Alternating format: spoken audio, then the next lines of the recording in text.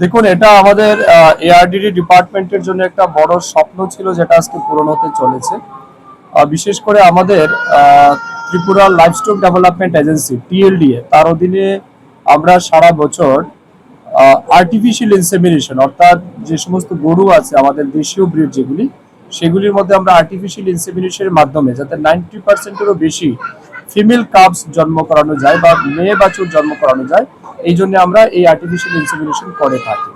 তো এই প্রক্রিয়াটা আমাদের সরকার আসার পরেই শুরু হয়েছে, কিন্তু মূল বিষয় হচ্ছে এই যে আর্টিফিশিয়াল ইনসেমিনেশন, এটা আমরা বাইরে থেকে আনার পরে এটাকে প্রিজার্ভ রাখার জন্য বা স্টোরেজ রাখার জন্য আমাদের 190°- আমাদের ক্রায়োক্রাইজিন প্রয়োজন বা লিকুইড নাইট্রোজেনের প্রয়োজন, যেটা আমরা বাইরে থেকে আনতাম। এতে করে আমাদের হিউজ খরচা, এক তো ট্রান্সপোর্টেশনের এক্সপেন্ডিচার, তারপরে সেটাকে কিনতে হয়, এই সব মিলে আমাদের হিউজ এক্সপেন্ডিচার। তো এখন আমরা কি করেছি, আমাদের রাজ্যে 3টা লিকুইড নাইট্রোজেন প্ল্যান্ট আমরা স্থাপন করেছি। একটা আরকে নগর আজকে যেটা আমরা উদ্বোধন করলাম, আরেকটা উদয়পুর, এবং 3 নম্বরটা কুমারঘাটে। আগামী দিন আমরা এই বাকি 2টাও উদ্বোধন করব। এই মুহূর্তে আমাদের প্রতি বছর প্রায় 2.5 থেকে 3 লাখ লিটার লিকুইড নাইট্রোজেনের প্রয়োজন আছে, যেটা আমরা বাইরে থেকে কিনি।